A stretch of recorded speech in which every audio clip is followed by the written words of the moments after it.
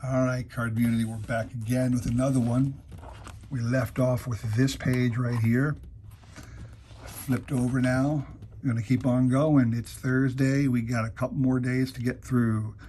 We got Ray Fosse, Jack Brohammer, Mike Garman, Tony Muser. A lot of these games, I have no idea who these people are.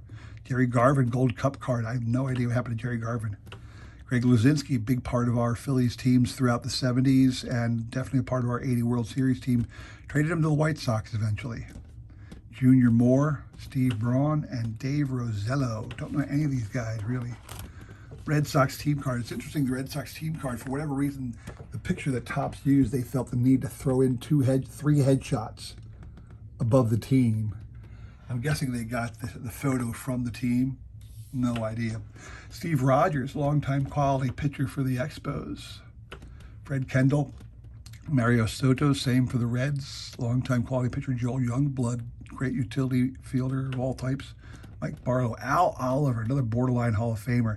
I think Al might have the most number of hits of anybody not in the Hall of Fame, except for those who might have been affected by steroids or something, because obviously Rafael Palmeiro's got over 3,000 hits and he ain't in the Hall of Fame. So Butch Metzger and Terry Bulling.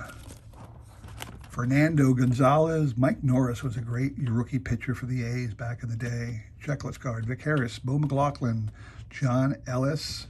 A lot of these names, I have no idea who these people are. Ken Kravik. Davey Lopes. Davey Lopes was a longtime member of that forever Dodger infielder. Say, Russell, Lopes, and Garvey. And then later on, Davey Lopes was the first base coach for the Phillies during Charlie Manuel's successful years, from 07 through about 12, I guess. And then he was unceremoniously let go, sadly. But Davey Lopes was a big part of our winning ways in Philly back in the 2000s. Larry Gurr, a quality pitcher for the Royals, and he was on their World Series team in '80. I don't think he stuck around through '85, though. Elliot Maddox, Darrell Chaney, Roy Hartsfeld, Mike Ivey, longtime player for a number of teams. Mike Ivey, Tug McGraw, got a World Series with us in '80, but also was on the Mets '69 team. Tug McGraw and his screwball. I think everybody knows now he is country star Tim McGraw's dad. Leroy Stanton, Bill Castro, Tim Blackwell, and Tom Seaver. Tom Seaver, this is his first Reds card. 77 is when he was traded to the Reds, so the 78 card is the first one to actually picture him on the Reds team. They didn't do a traded set, to my knowledge, in 77. Twins team card, Jerry Mumphrey, Doug Flynn, Dave LaRoche, longtime pitcher for a number of teams. Bill Robinson, quality player. Vern Rule. Vern Rule was a pitching coach for the Phillies later on in his career. Vern Rule. Bob Bailey, Jeff Newman, and Charlie Spikes. I love that name. Let me show you that name too. Check out that guy, Charlie Spikes. That's a classic baseball name, Charlie Spikes. You got Catfish Hunter here, Jim Hunter, Rob Andrews, Rogelio Moret, okay. Kevin Bell, Jerry Grote, longtime catcher for the Dodgers. Boy, Jerry Grote looks older than dirt. he looks like a coach in this picture. But by this time he was a backup to Steve Yeager. Look at this. He started in '63 with the Colt 45s. Long-time guy with the Mets, Jerry Grote. Oh man, he just looks so old in that picture, like a coach or something. Hal McRae, great batting champ. Hal McRae was actually batting coach for the Phillies in the late '90s when they were pitiful. And I remember we had season tickets, me and my friend did, and we'd go to the stadium once in a while. And every year, I think still to this day, most teams have this. They have silent auctions where they'll auction off signed balls, bats, uniforms, bases, everything. I wanted, this is back in like the late '90s. So there was nobody really great, but even the borderline players, I couldn't get anybody's autograph. I mean, I was bidding on some jerseys and some balls and everything, and it was just too expensive. But the one jersey I was able to snag was Hal McRae's jersey. They had done a Negro League throwback day, so they were wearing Philadelphia Stars uniforms, and Hal McRae's Philadelphia Stars uniform was up for auction. He had signed it. I bought it. It was like $200 at the time. I've since sold it a long time ago. I remember I sold all my autographs years ago, all my autograph memorabilia. But I had Hal McRae's autograph on a game-worn jersey one time. So I always love Hal McRae. And you have Dennis Blair down here, Alvin Dark. Al Dark was the manager of one of the A's teams that won the World Series, if I remember correctly. And a great player for a number of teams back in his day, too. Quality utility guy. I mean, he wasn't a batting champion or nothing, but he was one of those hard-nosed, gritty players who just hung around because he was good for the team. Warren Cromartie, great young star for the Expos. He would be a huge star for the Expos when they started getting good in the late 70s and early to mid-80s. We had Dawson and Raines and Carter. Rick Cerrone, longtime backup catcher for a number of teams. J.R. Richards, still young and looking great, dominating pitcher. Roy Smalley. Ron Reed, pitcher for the Phillies, made it on our World Series team. Bill Buckner. Really don't have to say anything else than Bill Buckner. Jimmy Slayton. Gary Matthews, Sarge. He was on the Phillies World Series team in 1983. I started out the Braves here. He was a teammate of Hank Aaron, too. Hank Aaron just moved on to the Brewers a couple of years before this. And if you look at, he wasn't a teammate of Aaron's. I thought he was. Nope, he was on the Giants before this. Aaron had already moved over to the Brewers.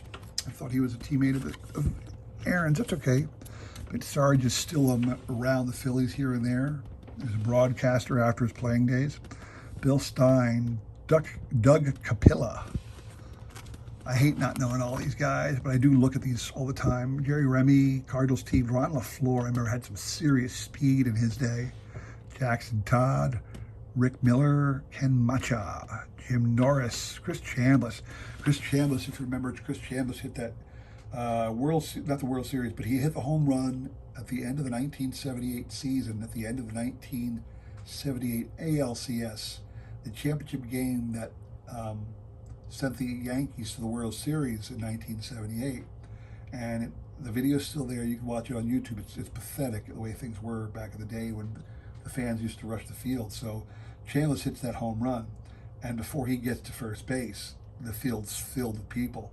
I think he made it to second. He tried to get to third, but he gave up and just ran into the dugout. And he had to like shove his way through the crowd. People were just grabbing hold of his hat, his everything about him, trying to rip everything off of the guy.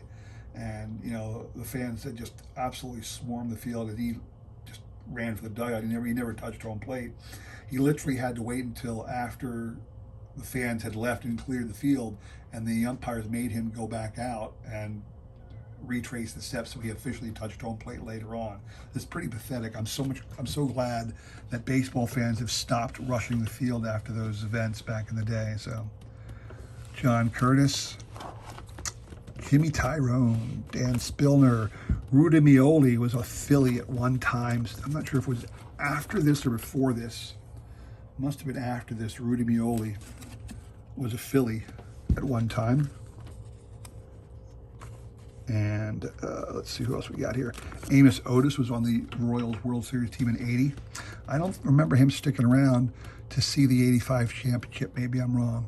Scott McGregor, Jim Sundberg, great catcher for many years. Steve Rainco, good quality pitcher. Chuck Tanner, the manager of the '79 Pirate World Championship team. Dave Cash, Philly for a long time, in the mid-'70s.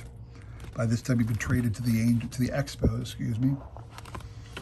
Jim Clancy, Gene Adams, Joe Sambito. Joe Sambito was a ladies' man, a really good-looking guy. The ladies really liked Joe Sambito. Mariners team card, George Foster, who just came off of his 50 home run season in '77. Dave Roberts, Pat Rocket. There's another great name. How'd you like to be Pat Rocket? There he is, Pat Rocket. Love some of these old names.